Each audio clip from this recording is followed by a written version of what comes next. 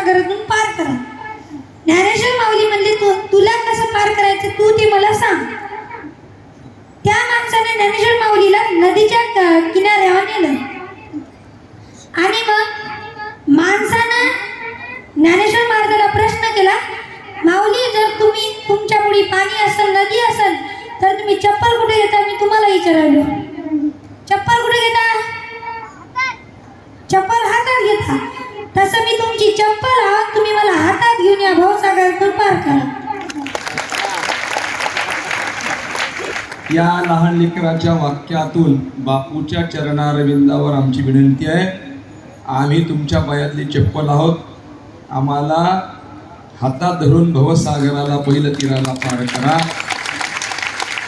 परम आदरणीय माधवराव महाराजांचं एक वाक्य पुन्हा पुन्हा सांगावं असं वाटतं. बापू म्हणले, आंबा पाडाला आला की राघोला बोलवायची गरज नाही. आणि अतिशय स्वाभिमानानं सांगायचं म्हणजे ज्याच्या वाणीतून हा शब्द निघाला त्याच्या समोर हा आंबा पाडाला आला हे अत्यंत महत्वाचं आहे. बापूला बोलायचा अधिकार नाही. एका वाक्यात सगळ्यांच्या चरणी प्रार्थना करतो. हा दिव्य सोहळा संपन्न होत असताना सगळ्यांच्याच मनासारखं होईल असं नाही मायबाप. मृग नक्षत्राचा पाऊस सगळ्या शेतकऱ्याच्या सुखासाठी जरी पडला असेल तरी ज्याचे मडके अंगणात आहे त्याला मात्र दुःख झाल्याशिवाय राहत नाही. त्याच्यामुळं प्रत्येकाचं समाधान, प्रत्येकाच्या मनासारखी व्यवस्था झाली असेल नसेल, सगळे तुम्ही बापूवर प्रेम करणारे आहात. एखादं राजकीय नेतृत्व त्या गावात घडेल, मुख्यमंत्री घडेल, पंतप्रधान घडेल, पण साधू घडण्याकरिता जन्मोनजन्मीची पुण्याई लागते. आणि म्हणून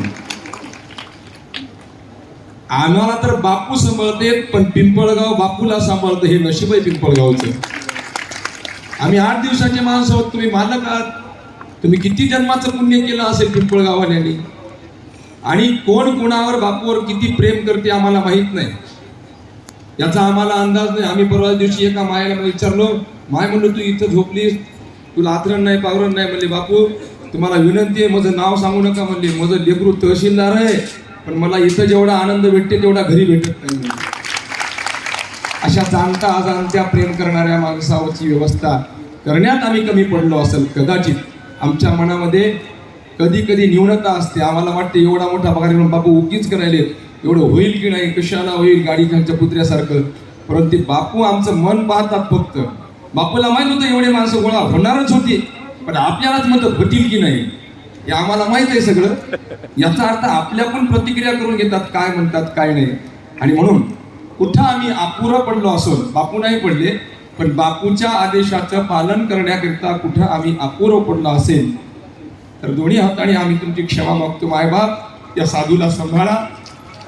मोडकं खेळणं मायनं हातात, लेकरानं हातात घेतलं की माय दिवसभर त्या खेळण्याची काळजी करते. तसं आपल्या मोडक्या जीवाला बापून हातात धरलं की देव आपली आयुष्यभर काळजी केल्याशिवाय राहत नाही.